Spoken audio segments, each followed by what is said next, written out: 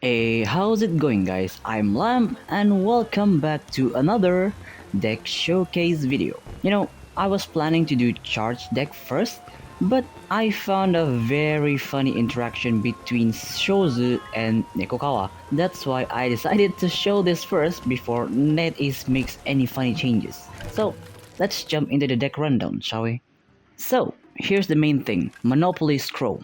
This card is an extremely powerful level 3 card, but if you drew it before you reach level 3, you will get Cost of Monopoly instead, which is on the first read is a risky card because it damages you every end phase.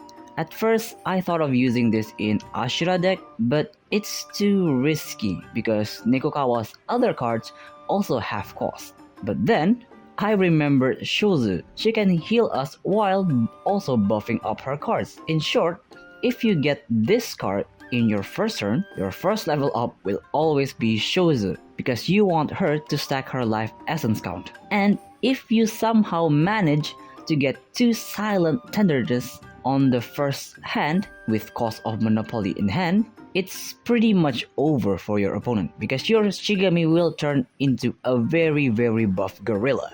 The playstyle of this deck is actually very straightforward. Stack life essence with Shozu, deal damage with Taki, deal powerful effect with Nekokawa, and Nusubito Gami here acts as our discard engine to discard Nekokawa's dangerous cost card, and some other cheesy hunt and fatal cards. To make this deck more optimal, you definitely need 2 of Taki's SSR. That card is really good, and maybe one Nusubito Gami evolved to make it easier to close the game. It's a very cheap deck with only 1 or 2 SSR at most, but you just need to get used to using this deck because it's a really difficult deck to pilot. Here is the card priority list. For high priority, as I said before, Monopoly Scroll and Silent Tenderness. Then we need Taki's SSR because it lets you get an attack for basically free. And any one of Nusubito Gami's card except the level 2 one because that is the only one that you cannot use right away. For the optional choice, we have Nekokawa's Evolve. Yes, it's a really dirty and powerful card, but the cost that you get after you evolve him is really bad. So unless you have a way to discard the cost, don't activate this. Well, this basically applies to all of Nekokawa's card except Cost of Monopoly. Splash Missile is good, but because it's level 3, it will be a struggle if you get this in the first hand. So better to shovel it back and get it later. Golden Dawn Knight is good, but if the combat zone is not clear, the basic effect will not activate. So I think just bringing one is more than enough. For the finisher, we actually don't have much because this deck aims to slowly deplete your opponent's life over the course of the battle. But we do have a few, such as Borrowing Force, Taki's SSR, and Monopoly Scroll. That's about it for the deck rundown. It's a unique playstyle that I haven't seen before, so let's just see it in action. Let's move on with the replays. For our first battle, we are up against a Luminary player using Poison. When fighting against Poison, we actually have the upper hand because our attack power is way higher than them. And as long as they can't kill our Shigami, their effect won't do much to us. I'm going to show you guys how to dismantle Poison deck using this deck. We get the second turn, which is fine, we don't really care either way. We got 2 Silent Tenderness and 1 Monopoly Scroll. That's it. This game is pretty much over. We won this one. On their turn, they will just use Kainin as a blocker and pass. So what you want to do if you have Monopoly Scroll in your first hand is to level up your Shouju, because she will stack up her life essence. But if you have 2 Monopoly Scroll, you might want to use one of them because 2 damage every turn would hurt us too much. We did draw Shouzu's form, that will be very useful. Then we heal a bit using the life essence. Then just take out Kainin with our Nusubito Gami and pass. It's fine if he gets killed because we don't have any of his cards. On their turn, they will just assault with Sasori Onna. She killed our Nusubito Gami with poison, so that will trigger Okikumushi's projectile and they will pass.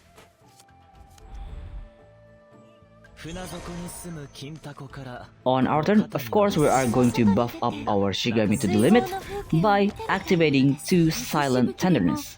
Then we full heal ourselves with the Life Essence, and at the end phase, Monopoly Scroll will activate, and Silent Tenderness will buff and revive our Nusubitogami.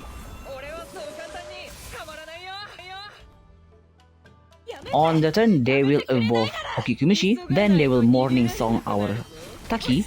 That's actually the correct choice, but that doesn't matter because our Silent Tenderness will reduce the countdown while also buffing our other Shigami. On our turn, Taki will revive.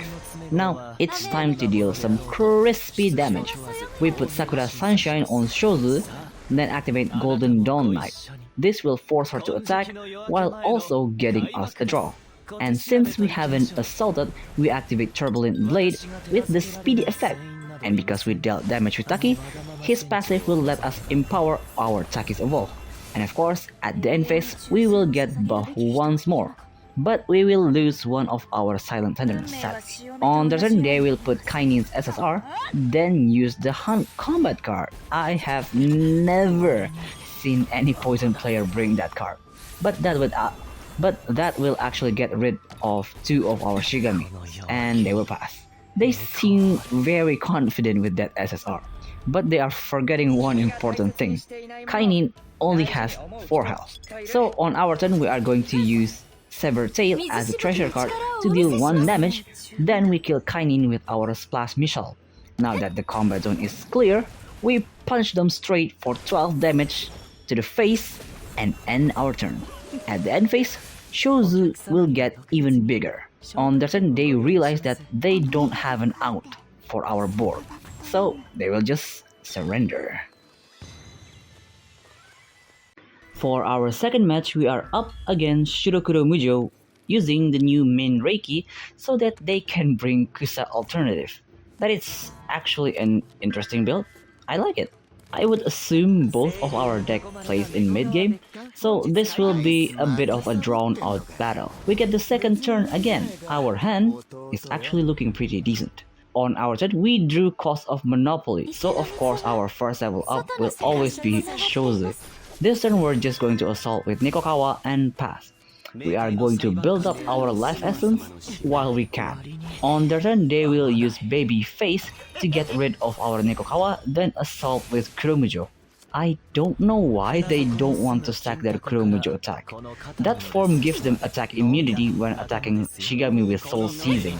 On our turn, we're going to kill their Kuromujou with Taki's Blessing, then assault with Shozu. The reason why I did this because I want to empower Taki's SSR. On their turn, they will just pass. Alright then. On our turn, I want to get some draws. So I activate Golden Knight Dawn on Nusubitogami, so we get a treasure, then we assault with Shozu again and pass. That was a misplay, a bit of misplay, because I should have attacked with Taki. The next turn, we should be able to evolve our Nekokawa. On their turn, they will evolve Main Reiki, then activate Taboo Mask, drawing 3 cards. After that, they will put the Projectile 2 form on Kusa, that will trigger Main Reiki passive, but that didn't kill our Shozu, so we are still safe. On our turn, we evolve Nekokawa, then discard the cost using a treasure.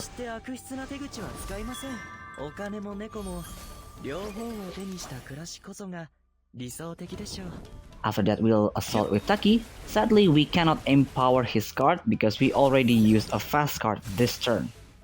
On the turn, Kuromujou revives and Shiromujou passive will hit our Nekokawa with the random projectile. They will finally assault with Kuromujou, killing our Taki. Then they will evolve Kusa. Oh, that is going to be really annoying. They then change the form to Seed of Wisdom, that will deal another 2 damage and heal them at the same time. On our turn, we will use Half Mercy on their Kusa, Nekokawa passive activate and take out their Kuromujou. After that, we assault with Nusubitogami to get a treasure. I could take out their Kusa, but healing is more important this turn. I want them to waste another form to put on Kusa so that we can take her out next turn. On their turn, they will activate Aftermath, killing and reviving their own Shiro Mujou while getting 2 drops. Then they will just assault with him, killing our Nusubitogami and pass. On our turn, I made quite a big misplay. I played Splash Missile on Shiro Mujou, but Nekokawa's passive will kill it first, so we just wasted our potential keycard. After that, we're just going to assault with Nekokawa, healing with Life Essence for 2 points, and pass. That misplay messed me up so bad. It would have been better if we assaulted with Shozu. That way we have more option of pressuring them next turn. On the turn, they will activate Lucky Clover. Oh, good lord, that is such a dangerous card. Then they will put Seeds of Awakening. The projectile from the form and main Reiki will kill our Shozu and Nekokawa. Either way, I guess it doesn't matter what I do last turn, they were going to die anyway. After that, they will evolve main Reiki once more and pass. On our turn, we drew Taki Evolve. Okay, this is good. We can destroy the field. We empower it first, then activate it to get a direct attack. After that, we activate Taki's Blessing to summon a Hiss as our blocker because he is immune to non-attack damage, and pass. On the turn, their Kusa will switch form, getting a heal and a free orb. They put Eye to Eye on main Reiki, then activate Dark Blade. That will trigger main Reiki's form, getting them another one of Kusa's field, and they activate the field. For some reason, that also triggers Kusa's form once more, and they get a heal and a free orb. After that, they will put Black Feather on Kuro Mujou, putting another Soul Seeds on Taki. Their Kuro Mujou will kill our Taki. Well, there goes our SSR plan. On our turn, we get really lucky when we activate Sever the Tail. It attacks Kuro Mujou twice and Kusa once. After that, we activate a treasure to make our Strike the Unprepared cause no orbs. Then we'll snipe their Kusa with Arrive on time. If they doesn't heal, we can kill them next turn. On their turn, they will put Lamp Lighter on Shiro Mujou, reviving their Kusa and getting another Seeds of Awakening. They activate it and the projectile will kill our Nusubitogami. After that, they draw 3 cards using Taboo Mask and activate Returning of Soul to revive Kuro Mujou and force him to attack us for 7 damage. The random projectile from Shiro Mujou almost killed us. We have literally 1 health left. And as I said before, we can win this turn. In just 2 steps actually. First, we get rid of Kuro Mujou with Inflation Scroll, then we Monopoly Scroll their Kusa, and the passive from Nekokawa will kill them.